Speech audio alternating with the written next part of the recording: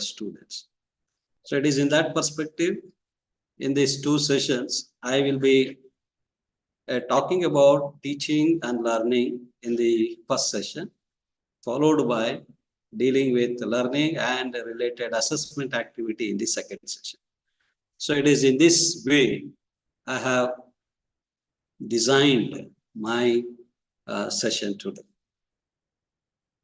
Okay, since all of us are in the teaching field, teaching fraternity, now these terms are not so. Yeah, what I want to say, it is so familiar to us. So teaching, learning, assessments, they're all interrelated factors, and we all know about them in one way or the other.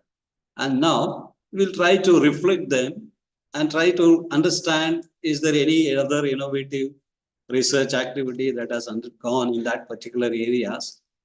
And if so, what is their implications for our practices? Okay, so it is in this context, with this background, I will try to start my session here. Okay, I want to be more interactive. I expect you to also, whenever you want to answer, unmute and kindly answer it, then mute it after your responses are given. Okay, now since we are talking about the first component of the session is on teaching. So what is our understanding of teaching? So it is a question posed to all of you. Okay, so if there are 51 students, participants are there for this course, means I must get 51 views, different views. Okay, so can anyone, few of you, volunteer and answer what is teaching?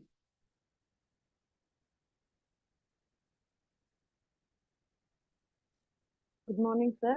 Yes. Teaching is the providing the information, and students will convert that information into knowledge. Okay, fine. Yes, thank you. Next, anyone? Thank you, sir.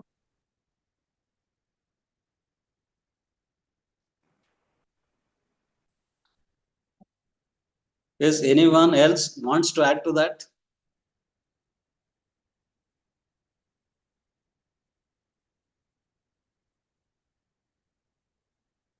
Okay, fine. With accepting that answer, I have some series sequence of questions. You can just look at that question and try to answer them.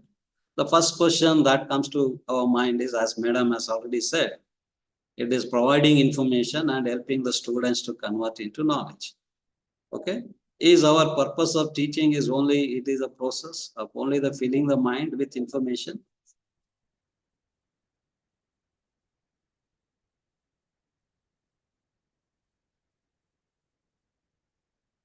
Yes, anyone can respond to that?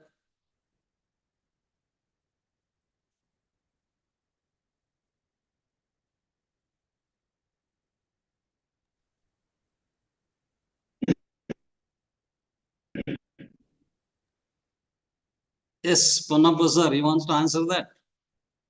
Sir, it's a process of making student understand, sir. Okay. Teaching is the process of making student understand. It's like, sir, am I audible? Yes, audible. Go on. So it's not just providing information, making them future ready, sir. Okay, making them future ready. So it means you are trying to say that it is not just information, it is beyond information that one has to go about it. Yes. Okay. Now the second question. Making them yes. future ready, sir.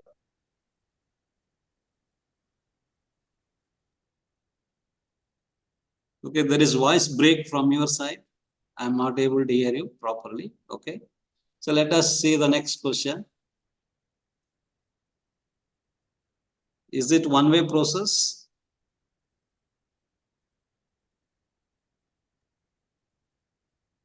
No, sir. No, sir. Yes. So it is not a one-way process. So that means it has to be two-way process. Is it two-way process without context or the content? No, sir. Not at all, sir. Yes. So that means here the teaching requires a two-way process. So that is a communication needs to happen. Through communication, information is transformed, and that information has to be received by the receiver, and it has to be processed in its own ways and try to make a meaning out of that. And this entire communication takes place in the background of a particular context or a particular subject knowledge. So that means for teaching, you need to have something beyond interaction also. So then, what is the role of curriculum in teaching?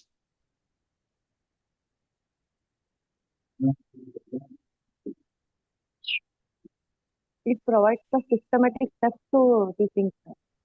Systematic approach. Okay, set. Sir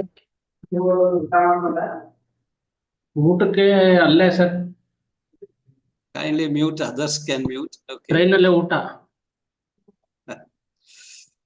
Okay. ಇಲ್ಲಿಂದ ತಗೊಂಡೋಗ್ತೀವಿ ಇಲ್ಲಿಂದನೇ Kindly mute your voice recordings. Okay. If you want to answer only, then unmute and answer to my questions. Otherwise, kindly be muted. Now, curriculum is a reference point on which we try to transform or communicate the subject knowledge or subject information to the learner. So it is a broader framework in which both the teacher and learner tries to come to the same platform. Okay, the curriculum acts as a safe stage where both teacher and learner comes at the level, and meaningful transaction is likely to happen in that particular manner. So therefore, we need to understand teaching is not just an individual's one's own act. So it is a deliberate act performed by the teacher in a specific context and with a specific objective of achieving its aims or objectives. So it is in that perspective we are trying to understand teaching. So it is not just oral communication, it is communication with deliberations, with a predetermined outcomes to be achieved. So it is in that context we try to see the teachings. So you cannot take it in a very narrower sense. It has to be looked at in a very, very broader sense. So it is in that way we have to understand the teaching. So now, while doing many teaching, we have come across different words, okay, like models of teaching, approaches of teaching, methods of teaching, strategies of teachings. Okay, so is these factors are same or is there different?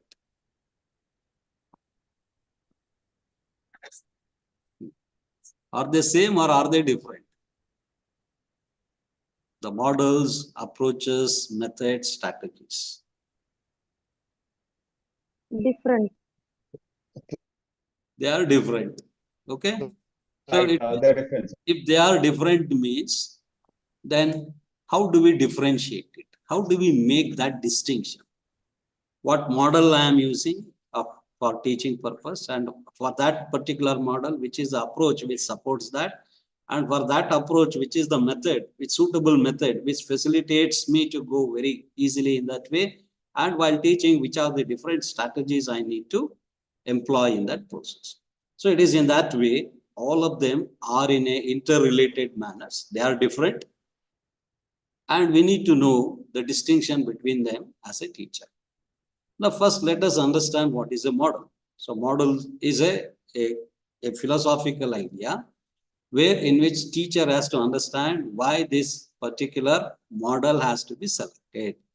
So there are 4 kinds of models that are there for us to use it. The first model is information processing model. Okay. So where your main purpose is to provide large information and help the learner to process that information in their own cognitive ways and try to make a meaning and useful interpretation of that is your main concern. Only then we are going to use the information processing model. So that means each model comes with its own objectives. So you should understand what is the objective of this particular model, and accordingly you need to make a judicious selection of that particular model. Okay, the next model is the personal model. So that means here, as the name says, personal model means we are trying to develop the individual. So that is the self. If you are trying to promote the self of an individual in terms of realizing its own self-actualizations or self-learning activities and self-assessment activities, self-monitoring activity, where you are trying to give much importance to the individual, not the group of learners. It is a single individual. And when we address to a single individual, we understand the learner in depth and try to know his needs and his requirements. And accordingly, we give the respective approaches, strategies to that. If that is your main concern, then you are going for personal model. Okay. Then the next one is social interaction.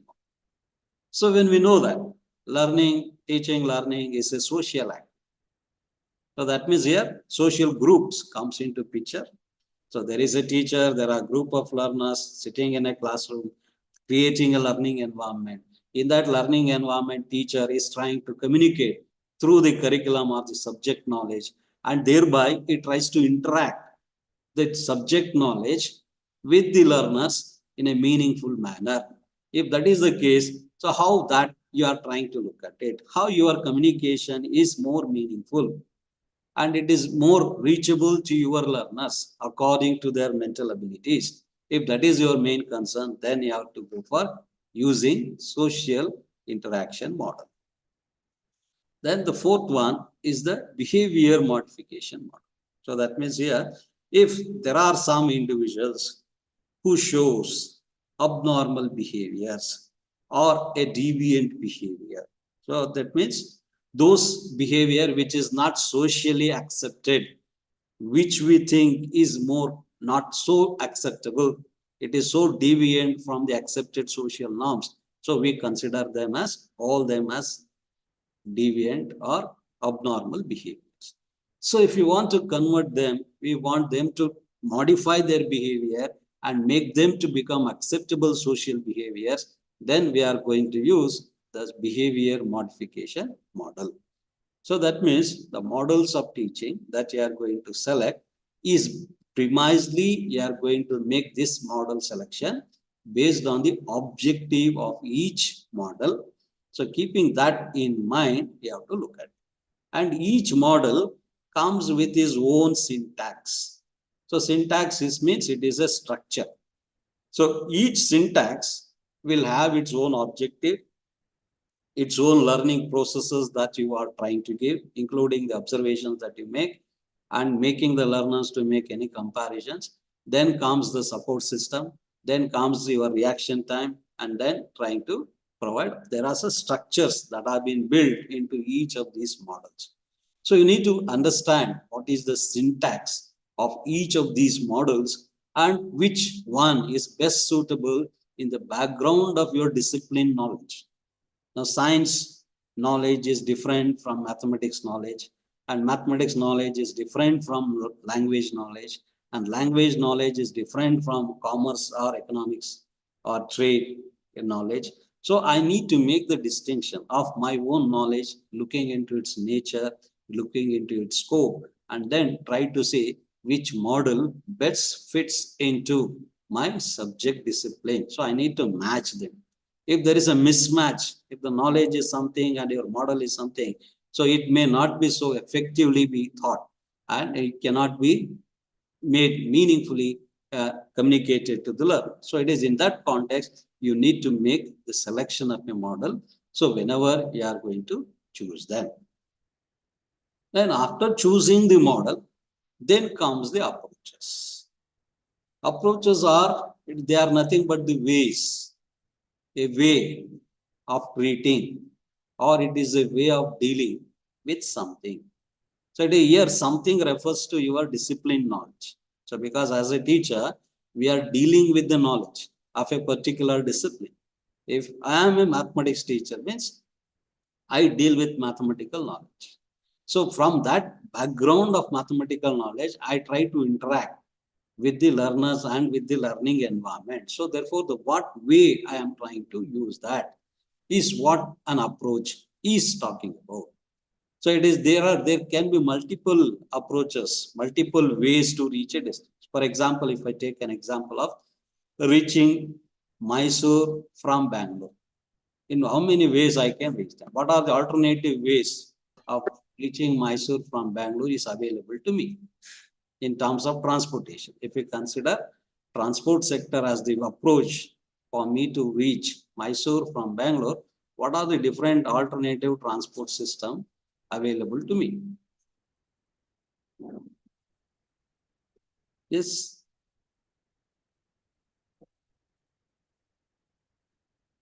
I can reach Mysore by road.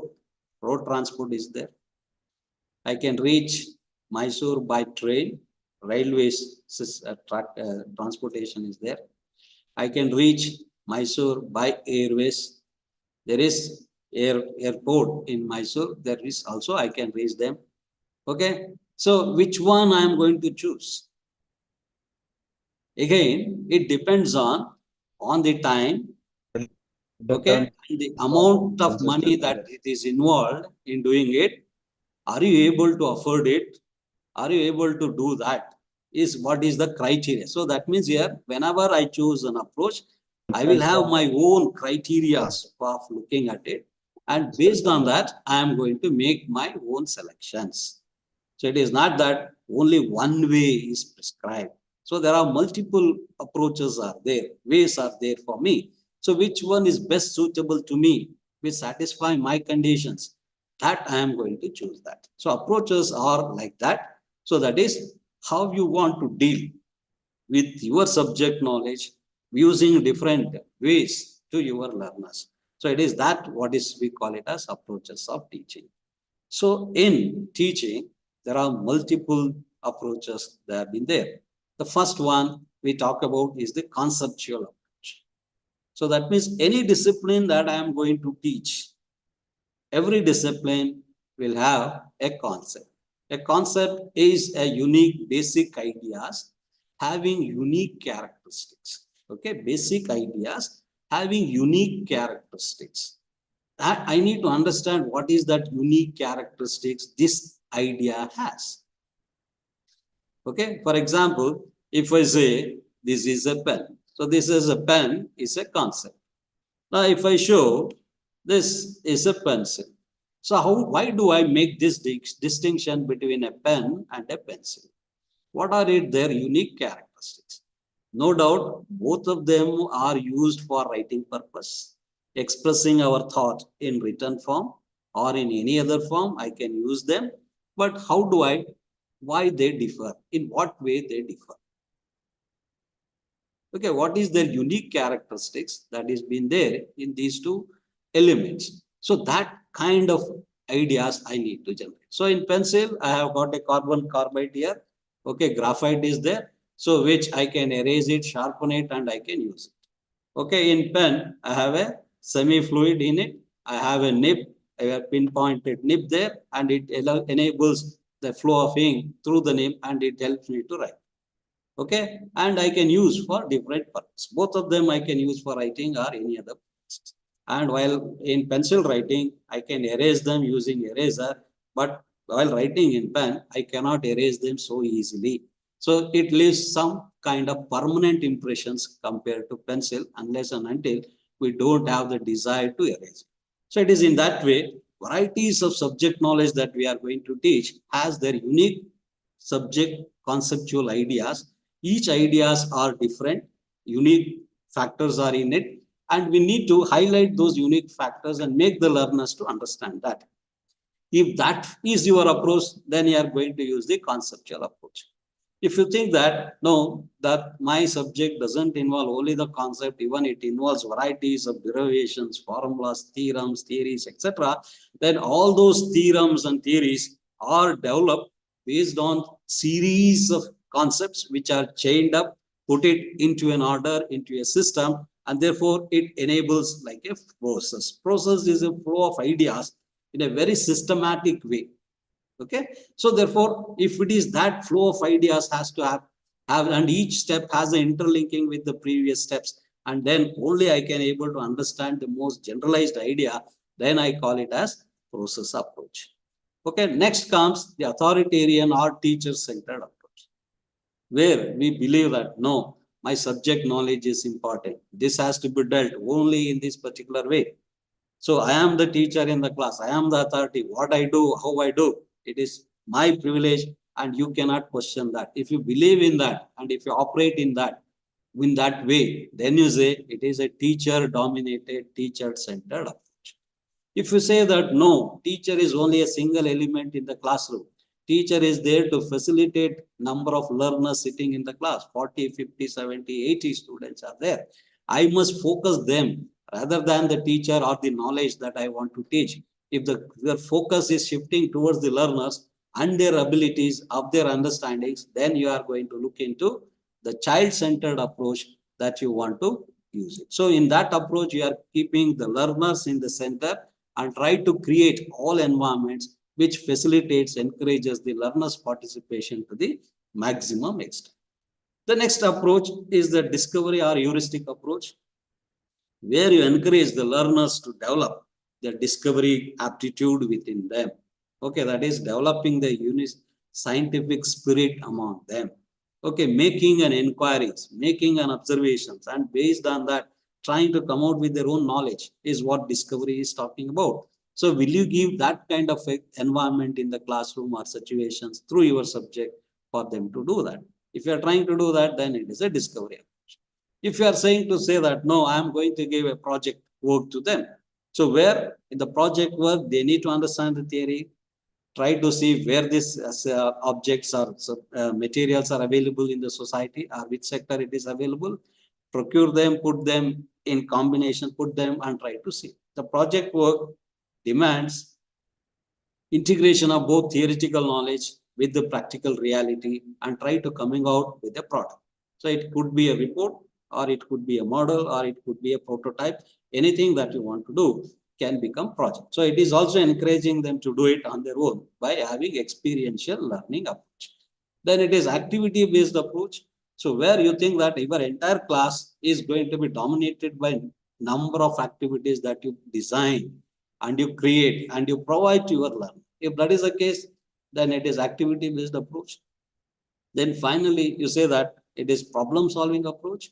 So where you are trying to provide a problematic situation in the beginning of your class, and with the help of informations available in various books or any other sources, enable them to go in search of that, come out with their own understandings and find a solution to that. If that is the case, then it becomes problem-solving.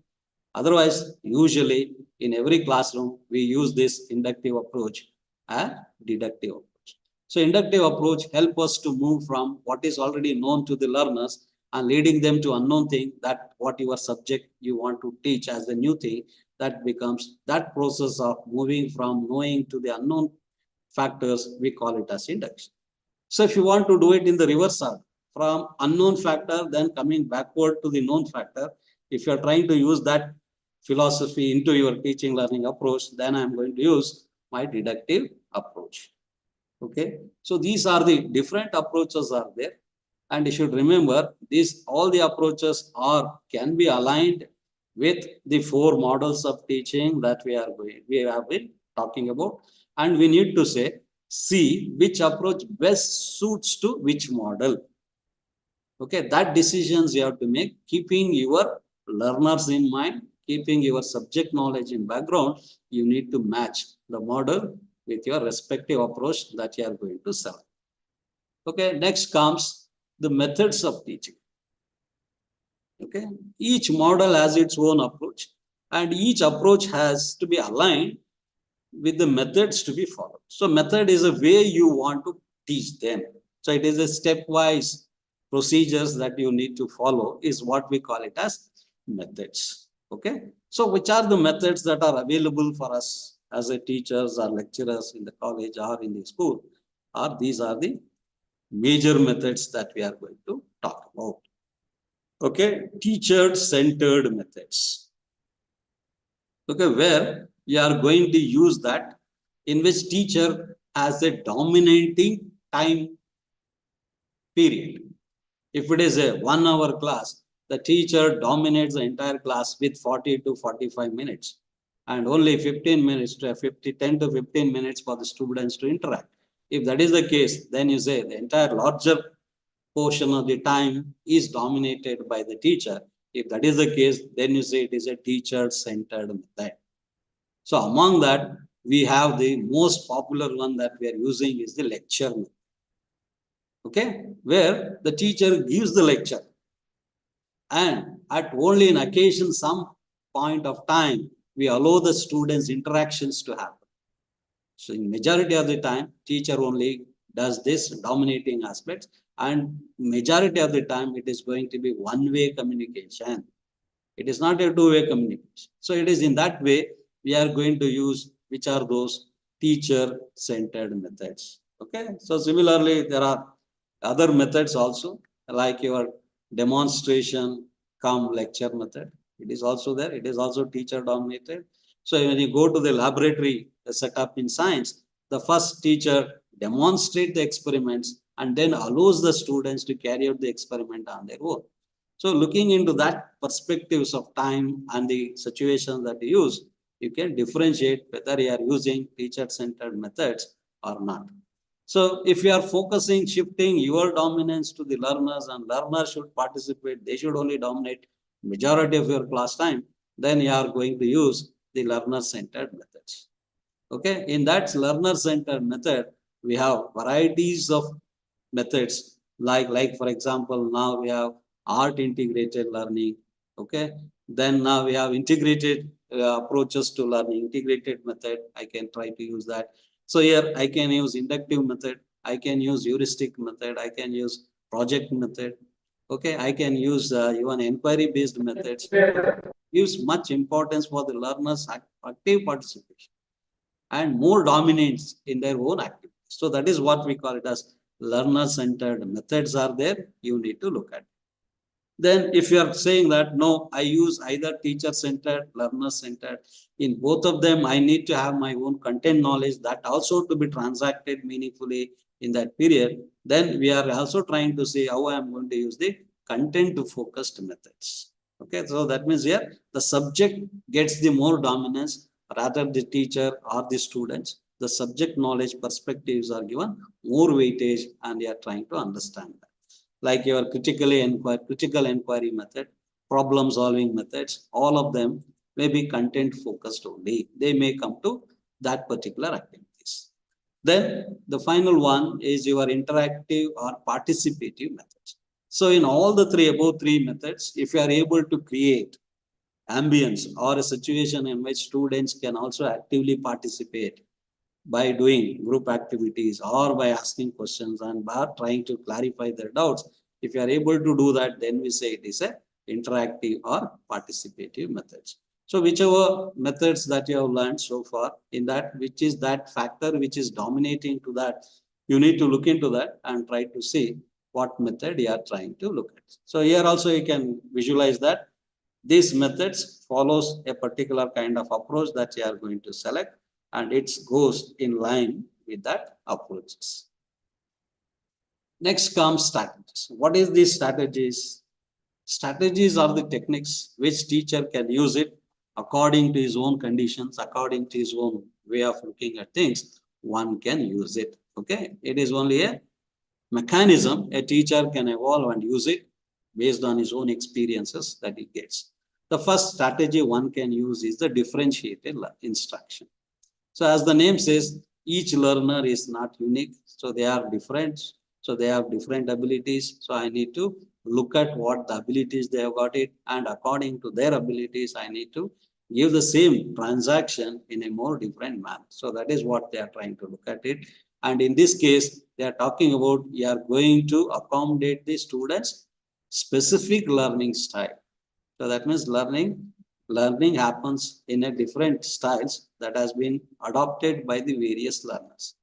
So here we have three kinds of styles of learning. One is the agile learners who uses the listening skills to the larger extent and use it for the benefit of their learning activity. So we call them as agile learner, where they use the listening and hearing activity to the maximum extent. Visile learners, where they want to listen as well as they want to see in the picture form. Without pictures, without the explanation associated with the picture, they are not able to comprehend. So in this visile learners, they use both eye and ear into learning activities. So we call them as visile learners, and they require, for every time, they require visuals as their learning support system. So therefore, use of charts, models, and other kinds of things which gives the visual effect into your classroom teaching learning process has to be brought in. The third kind of styles of learning is the kinesthetic learners or tactile learners, where they want to hear, they want to see, and also they want to feel it. So that means they want to touch it. They want to manipulate. They don't believe unless and until they do with that action. So that means here they bring in eye, ear, and the skin or the hand to touch, feel, and try to make a meaning out of all this. So therefore, what kind of styles they have, accordingly, if you can design your learning activity, it facilitates the learning to their maximum extent. So that is what we call it as differentiated instructions.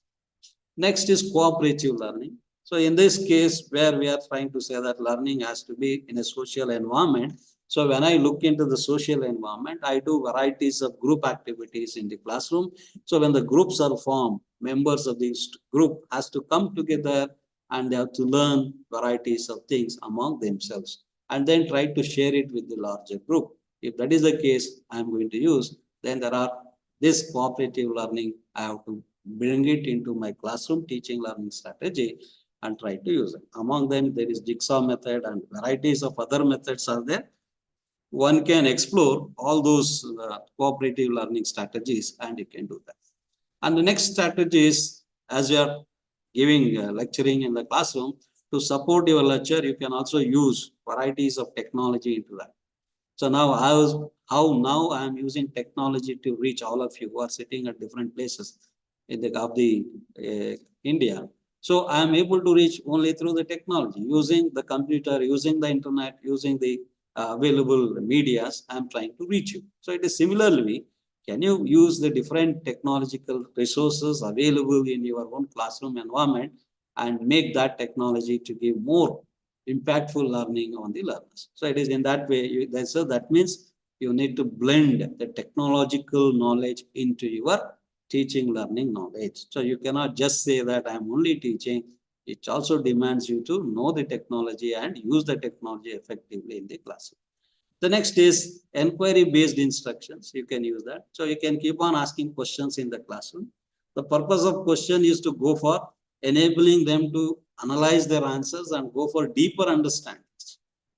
If that is your case, then you are using inquiry-based questions. So inquiry is to go deeper into their own understandings and their own way of looking at things. If that is the purpose, you can do that. Then graphical representation, organizers are nothing but your graphical representation in the form of charts, okay, in the form of infographics. You can do that, or you can do that in varieties of mathematical ways also. In any other form where you want to use the graphs, you can use them and try to use them. So these are some of the strategies that are available to us in our teaching learning process. Okay, there are 10 evidence-based strategies for teaching. Okay, so these are all done based on the research carried out across the globe by different researchers, and they have tried to find out what are those evidences which makes your strategies more better. So they have highlighted these 10 strategies. Okay, what are those?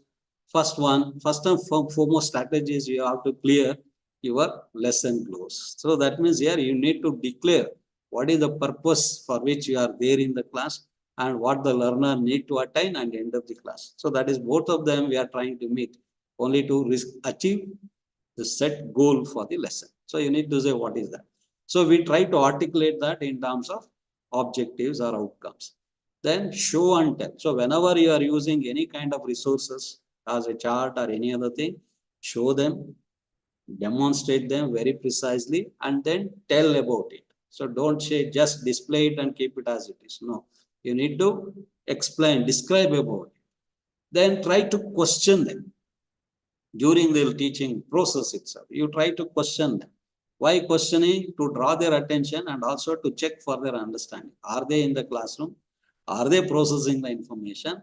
Are they in the right direction or not? I need to check that. So for that, you need to use the questions very effectively. Then summarize new learning in a graphical way. So that means your new learning, we are saying, now we are saying put them wherever possible as a concept maps. If there is something that you can put it as interlinking factors in a graphical ways, you can do that. Okay, concept mapping is also one kind of graphical mapping that you can talk about. Then give adequate chance for the children to practice it. So that means there is some kind of drill must be there. If you just teach and ask them to say, did you understand? Everybody says understood, then you don't think that it is understood comprehensively. It has to be checked by giving assignments or any other thing. So there is scope for practicing the same event varieties of time. Then provide your students with feedback. So whenever students gives answer to you, and if he is not able to give you the exact answer, or if he is able to give a partial answer, you just support him, saying that yes, you are correct to certain extent, and this needs to be looked at still further in that perspectives. Then be flexible about how long it takes to learn. So that means you have to give adequate time for your learners. Don't expect every learner will learn at the same rate. Okay, their styles are different, their learning rates are different, so therefore they take different time. So you need to understand what time, meaningful time I need to give. So that means there must be deliberate pause in your class deliberations. Get students working together. So that is, try to do the group activity or team activity in the class or outside the class activity. Then teach strategies, not just the content. So that means teach them how to handle it with your new strategies that you have been exploring and experiencing. Try to deliberate that strategies also, not only focusing on the content. Okay, nurture metacognition. So that means metacognition is nothing but helping the learner to reflect back, reviewing it, revising it before taking a final decisions. So metacognition is learning on learning, thinking on thinking, reading on reading, okay, reflecting on reflections. So it is these kind of practices you need to develop among your learners. So these are the 10 best effective strategies the researchers have found and said that if you use that, all these things are going to be involved. So when I teach these methods and strategies, I'm going to use that strategies and the methods also involves varieties of skills that teacher must have. Okay, these are skills are to be derived, some from the subject knowledge, some by the nature of learner. You are going to deal with that. You are going to develop the skills. Okay, so it says that it is a combination of principles and methods used by the teacher. And you should so think that teacher is always a learner. If you accept that statement and if you believe in that, only then you are going to become a continuous learner, and you think that yours is a continuous process. Teaching, learning is a continuous process. So you don't think that I have mastered it, I have come to the job, so there ends my learning has ended. No. Okay, the learning, real learning has started now, because your learners' age limits are different, abilities are different. So your purpose is to reach all of them. So how do I reach? So that is your main concern. You try to go in that particular direction. So you try to innovate every time, every moment to reach them in a meaningful manner. So therefore, you need to be more continuous in that. And it also requires varieties of skills that are required for effective teacher. So that is one, first and foremost, we talk about the communications. So you have to have your own communication skills. So that means here you should have a sound language developmental activities. So your language competencies must be most. You must have a good vocabulary. You must have good pronunciations. You have the fluency of your thought process. All of them become part of your communication skills. Okay. So that comes through your language learning or language developmental activity. So therefore, communication is important. And you should also be listening skill. You should develop your listening skills. So that means here you should have the patience to listen to what students are asking are inquiring about. You need not snub them. Don't say that, no, you know, scope to ask questions in the class. No, let them say what they are. Have the patience to listen them. So that is what listening is also one of the important skill for the teacher. Then you should have the collaboration skills, because learning is not one-sided. You are promoting, you are facilitating the learners among the learners, and if the learners are not collaborating with you in a meaningful manner, then learning will not happen. So you need to expect and extend the collaboration to learners, learning among the learners.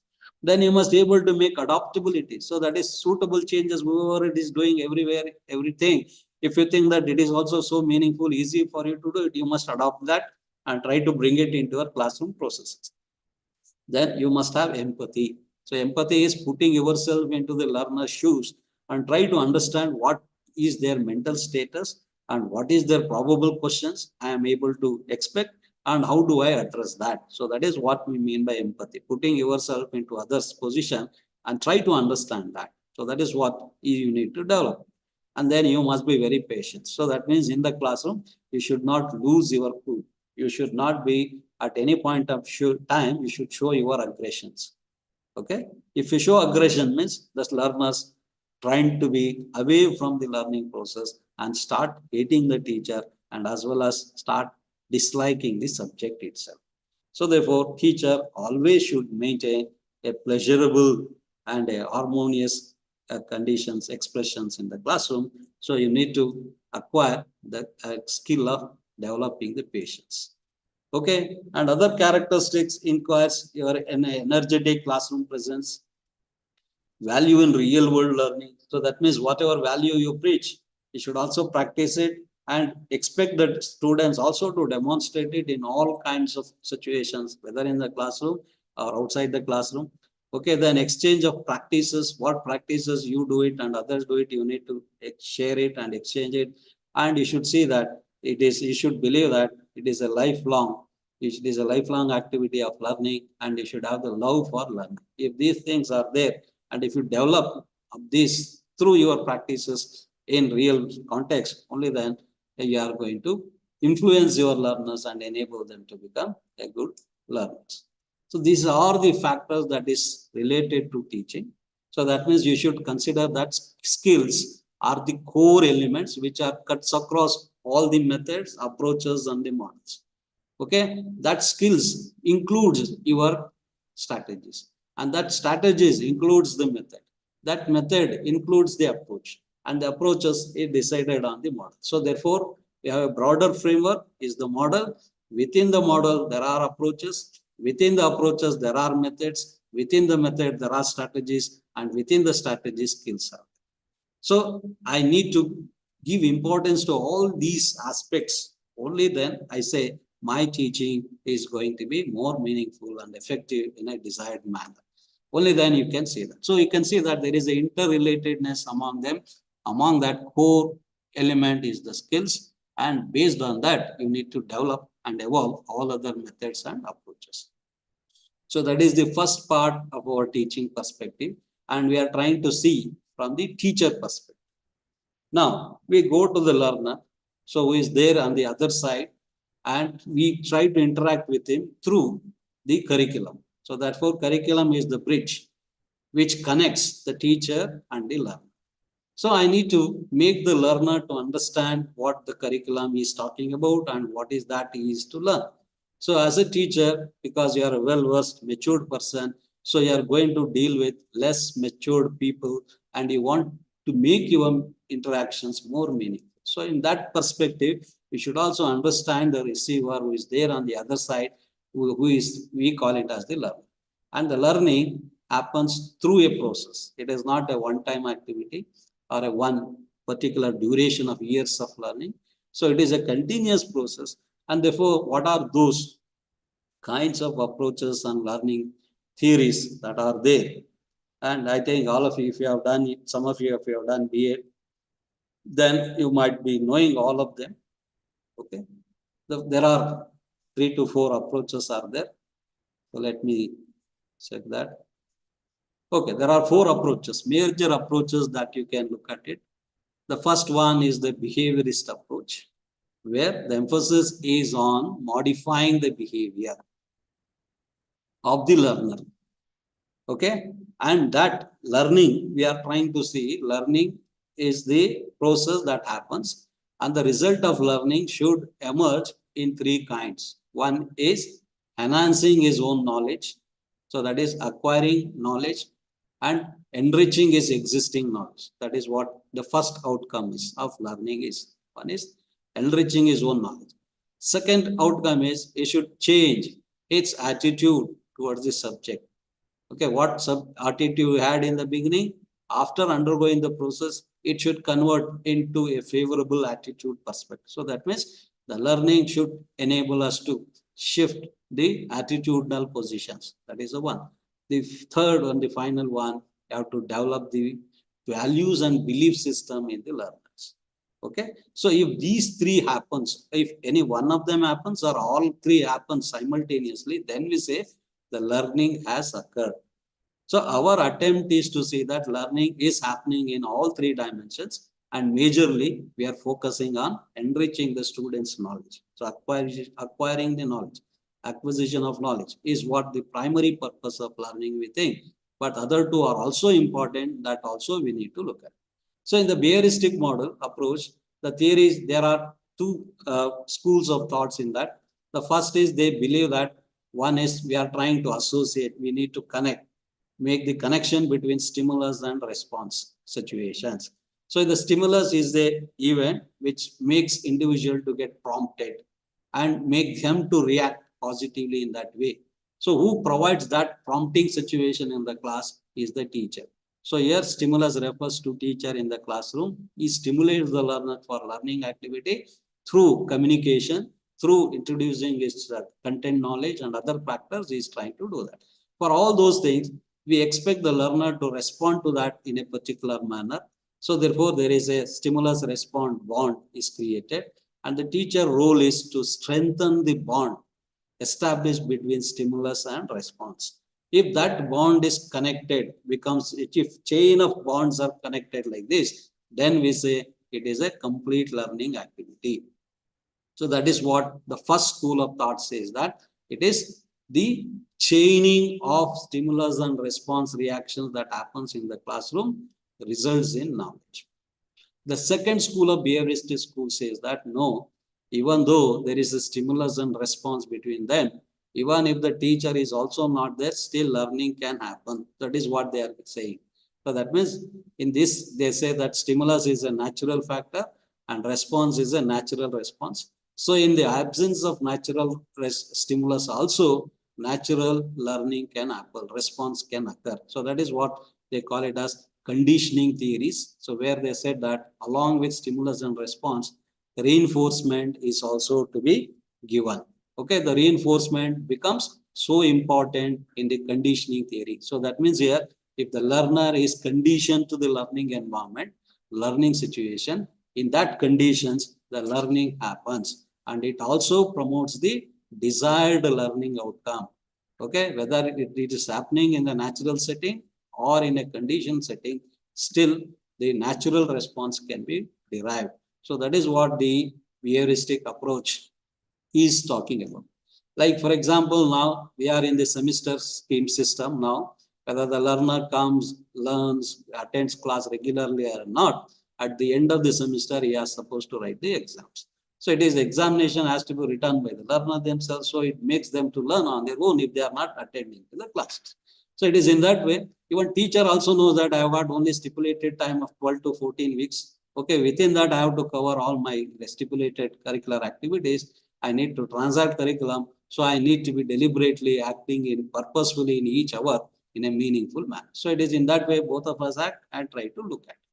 The next approach talks about it. It is not the stimulus and response that we need to go about it.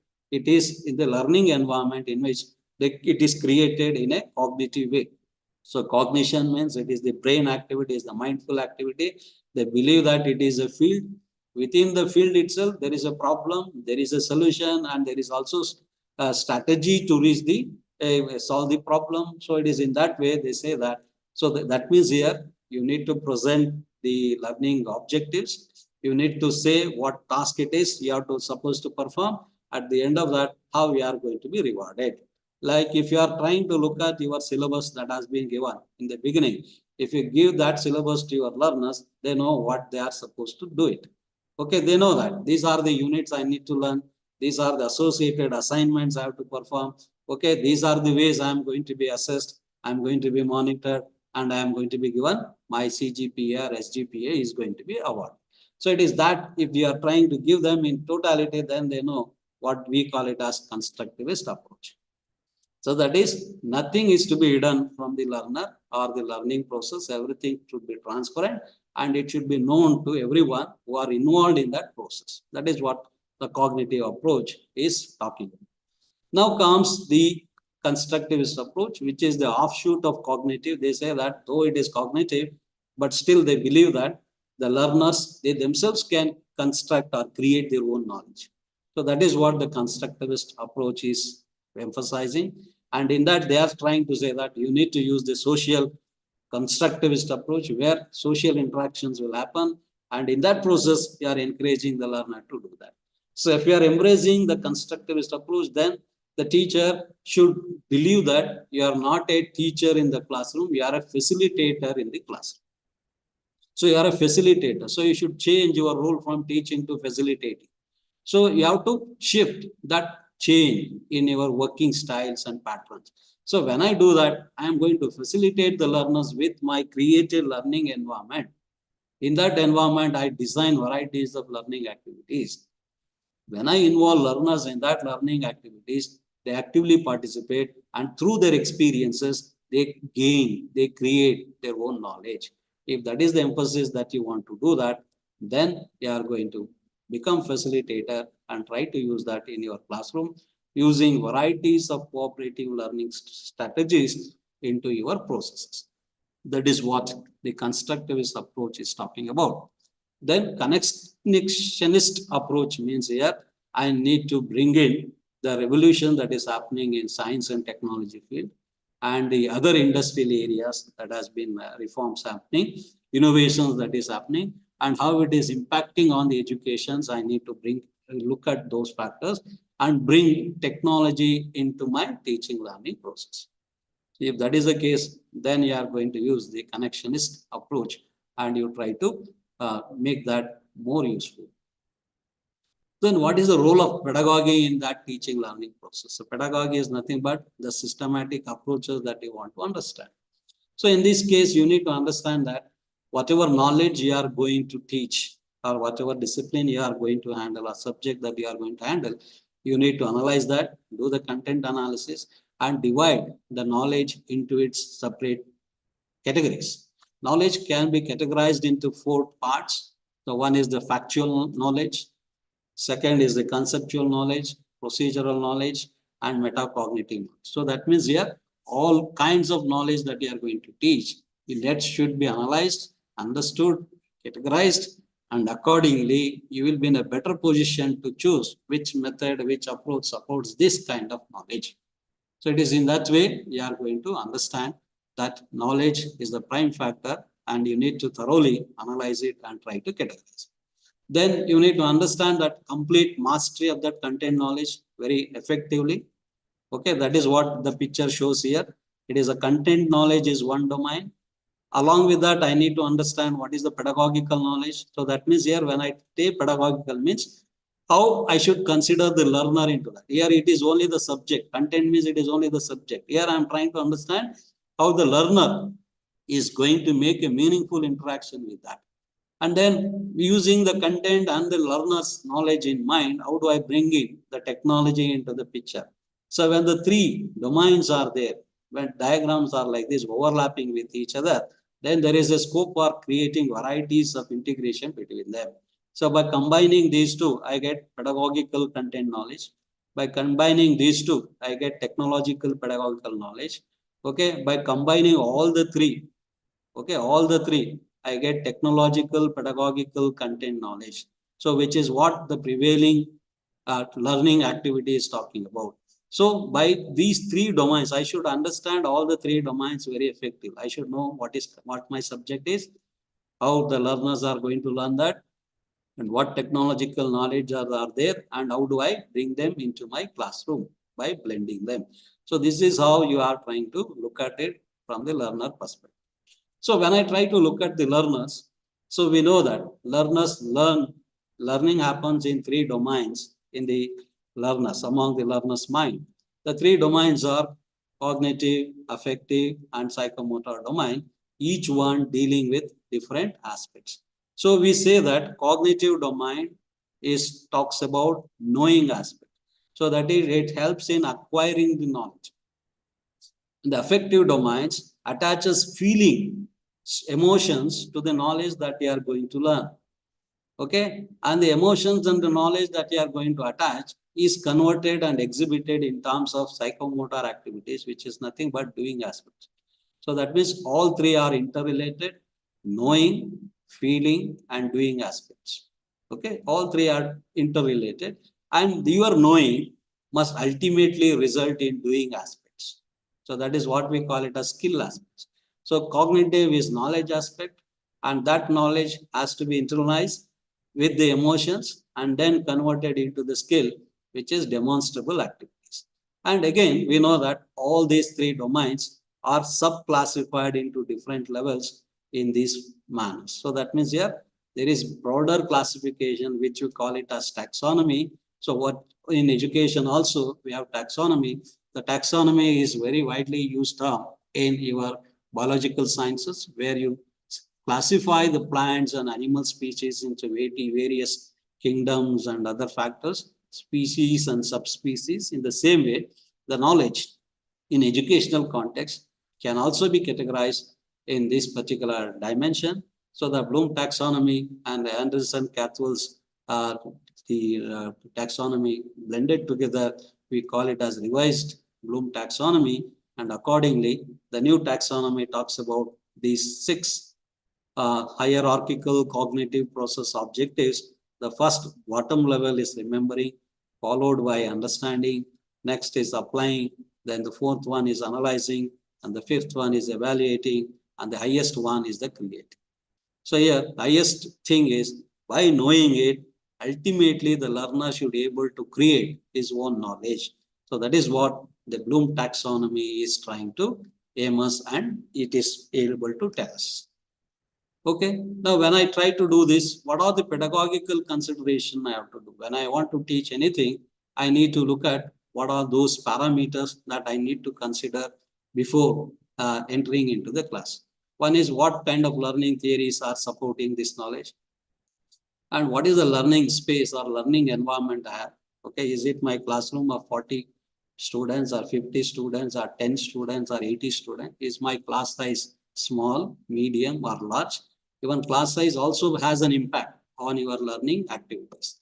Then creation of your learning activities, what kind of learning activities you are trying to create, design, and bring it into your classrooms also matters. Then providing learning experience. So through activities, you try to provide learning experiences. So we know that learning experience happens in 2 ways. One is the direct learning experience. Another is indirect learning experience. Okay. So direct experience is where learner interacts with the learning context or situations. And through those interactions and encounters and discussions, he tries to form his own experiences. So that is what we call it direct. So where such things are not there, you are trying to create them in alternatively in virtual form. So we call that as indirect learning experiences. Like for example, I cannot show the atomic structure even in the laboratory. Okay, I can show them only through animations by using the technology on my screen. So that becomes my indirect learning experience. So where I am not involved in the entire learning process is what we call it as indirect learning experiences. Okay, then you need to ensure that I am going to adopt majorly the student-centered learning approaches. Okay, if I am focused only on learning and the learner, then I must take those approaches and methods which supports the student-centered or learner-centered approaches. Then accordingly, I need to adopt those kinds of assessment processes which supports all those things that you have already considered, which are learner-centered and which encourages more of learning than your teaching aspect. Only then we are going to select a different assessment processes that are going to be looked into. Now, when I look into these aspects, okay, these are the theoretical perspective for learning. So those are the things that we talked about the teaching. Now, when I come to this, into the classroom processes, okay. So when I want to come to the classroom interaction process, both teacher and learners are, both of them are there. So which is that bridge, which is that point, or which is that factor which bridges together is what we call it as the learning objectives. Okay. So if you are writing objectives from the learner perspective, then it becomes learning objectives. If you are trying to put the teacher into that perspective and write objective, then it becomes your teaching objectives. Okay, who dominates whom and which is the approach that you are trying to say will determine what kind of statements you are going to write. Okay, learning objectives are just a statement, intended statements that you are going to write and to be achieved in a very specific time frame. So I consider them as the guiding poles for teaching learning processes. Okay, it has both the teacher and the learner and the learning process entirely. It guides us. Okay, it ensures attainment of them through predetermined learning activities of learning. So that means I don't just state statements, I work on the statements and I try to strive to achieve those at the end of a given time by using all my predetermined activities in my class. Then it also indicates the adoption of assessment process. So I cannot just keep on teaching or make the learners to learn. I should also make them to see to what extent they have learned it. So it is in that context, I need to know what is my assessment process is, which one is best suitable and how it is going to be looked into. Okay. Now, so I think with that now, I'm going to stop at that. And now we can, all the three of them are going to be interlinked with the help of the functions of domains. Okay, the three domains that we are going to consider, cognitive, affective, psychomotor domains, are to be considered for writing the above three factors as a functional statements that we are going to do that.